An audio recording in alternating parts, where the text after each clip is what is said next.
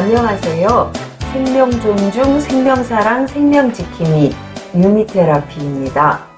오늘은 한창 성장하는 우리 아이들 성장판을 열어서 건강하게 잘 자라게 해주는 자석건강법을 알아보겠습니다. 부모의 소원은 한결같이 자녀들이 잘 자라주는 것이죠. 예전 부모님들이 자녀를 먹이고 입히는 걱정을 했다면 요새는 부모의 걱정은 자녀를 어떻게 공부를 잘 시키고 건강하게 잘 키우는가 하는 것입니다. 그러나 현실은 부모님들의 희망과는 많이 다르죠. 비만, 사고, 크고 작은 질환에다가 발달 장애아를 둔 부모의 마음은 누구도 헤아릴 수 없습니다. 물론 성장이라는 것이 키만 크는 것을 의미하지는 않습니다. 건강이 기초가 되어야죠. 하지만 여러 가지 원인으로 성장이 더디게 되면 부모님의 애를 태우죠. 그런데 이런 성장 미숙의 숨은 원인 따로 있습니다.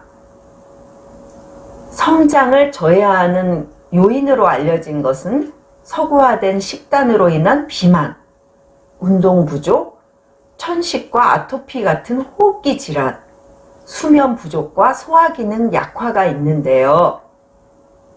물론 성장에 문제를 일으킬 수 있지만 성장 저해를 가져오는 숨은 요인, 우리가 지금까지 잘 몰랐던 바로 근막의 왜곡 때문입니다. 안면 비대칭, 턱관절 장애, 휜 다리, 척추 측만과 거북목, 주걱턱에 이르기까지 이런 것들의 숨은 원인 역시 바로 근막 왜곡이지요.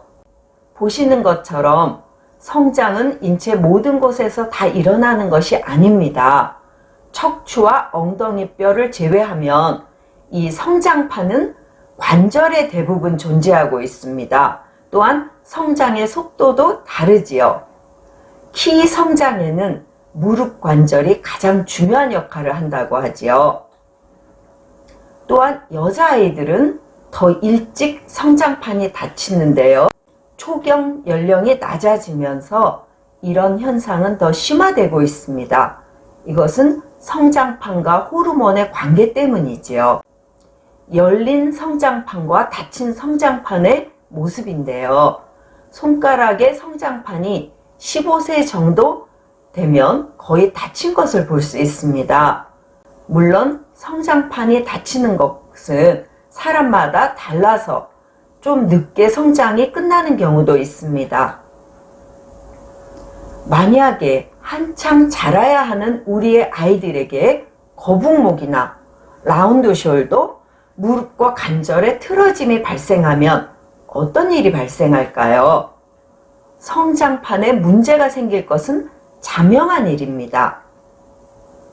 성장에 필요한 운동은 줄넘기나 점프 같은 가벼운 운동으로 규칙적으로 하는 것이 좋고, 골고루 잘 먹는 식생활도 필요하고, 취침 시간에 맞춰 잠을 자는 것도 중요한 일입니다. 하지만 성장판 부위의 관절이 틀어지거나 다치지 않도록 관리하는 것, 이것이 무엇보다 중요합니다.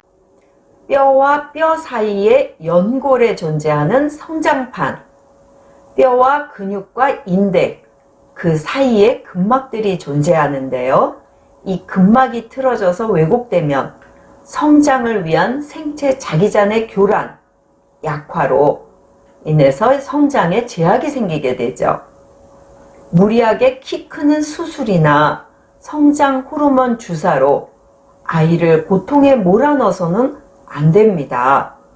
또한 침이나 뜸, 한약과 영양제도 그렇게 큰 도움이 되지 않습니다. 오히려 강요하면 아이들에게 스트레스와 고통만 안겨주게 되죠.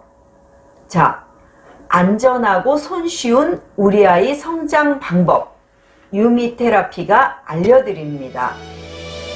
다음 시간에도 더 유익한 자석건강법으로 찾아뵙겠습니다. 감사합니다.